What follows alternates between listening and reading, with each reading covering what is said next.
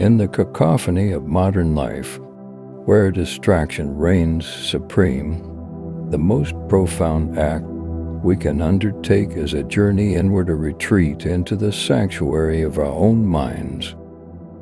Imagine, if you will, carving out a moment each day to step back and reflect upon your day, your actions, your reactions, and even your words. This daily sanctuary is not just a luxury, it is essential.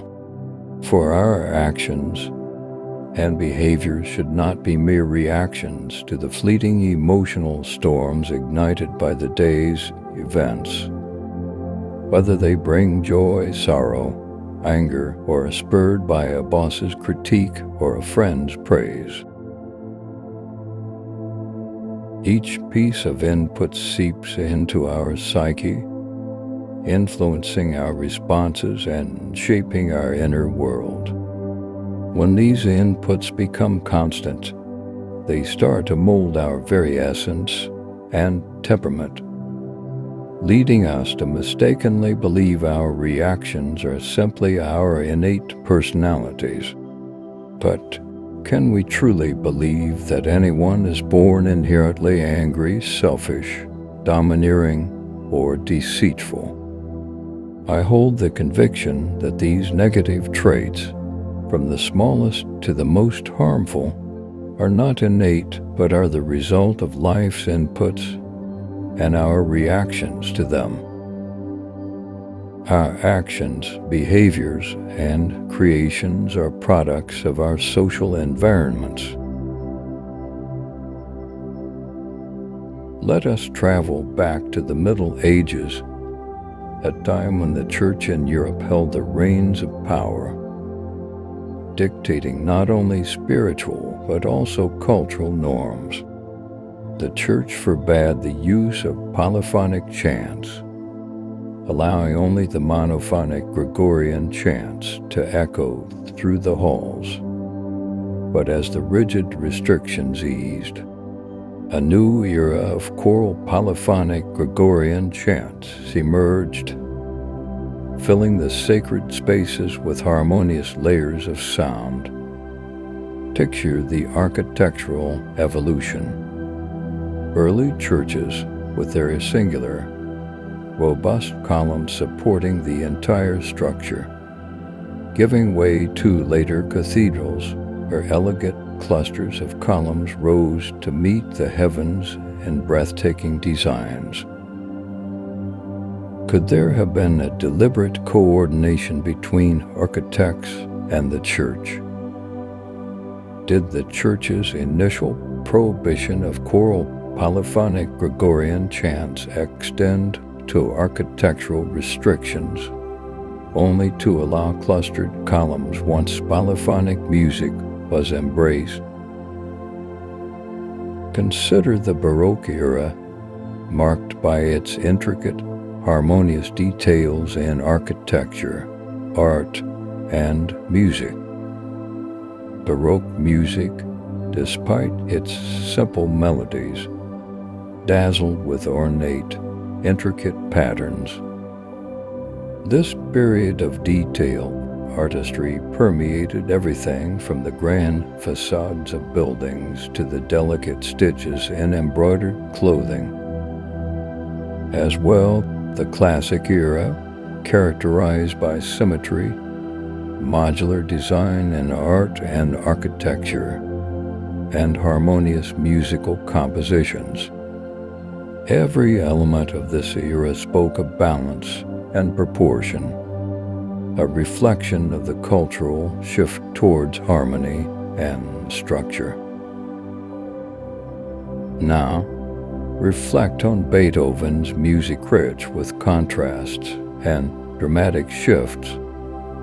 Beethoven's life coincided with sweeping revolutions across Europe, a time of defiance and transformation.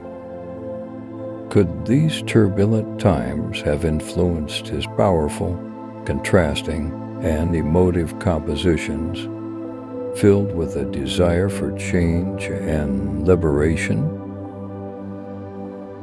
Listen to the melancholic strains of Dmitri Shostakovich.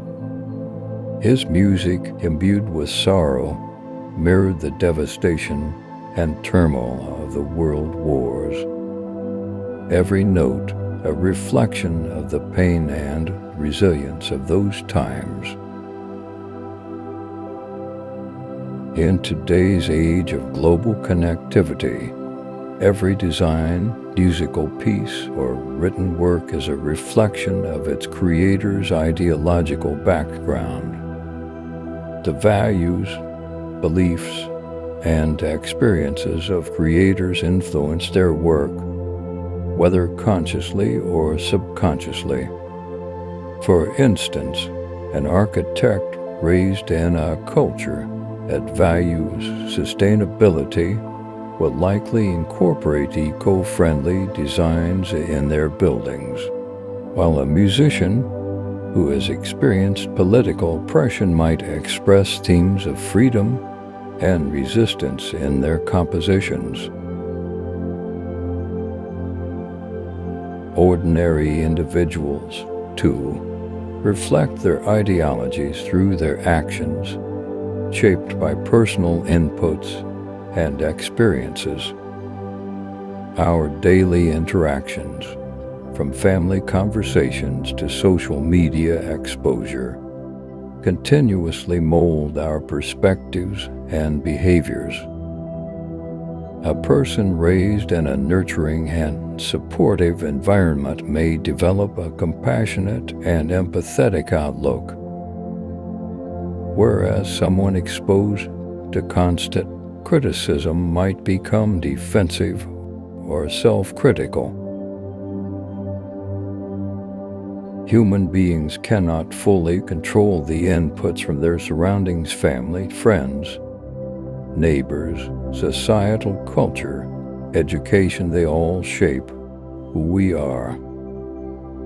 These influences form a complex web of factors that contribute to our worldview and decision-making processes.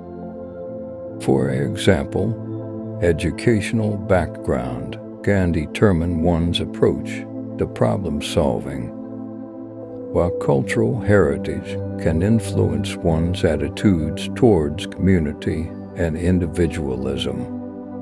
Understanding this interconnectedness helps us appreciate the diversity of thought and behavior in our global society. Therefore, undertaking a journey inward will help to filter all the negative inputs and adjust our innate personalities. Through introspection and contemplation, we can distinguish between the influences imposed upon us and our true selves.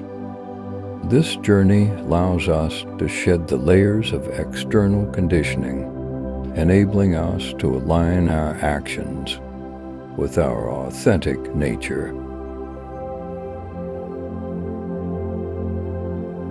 We're glad you made it this far. If our video ignited something within you, we're honored.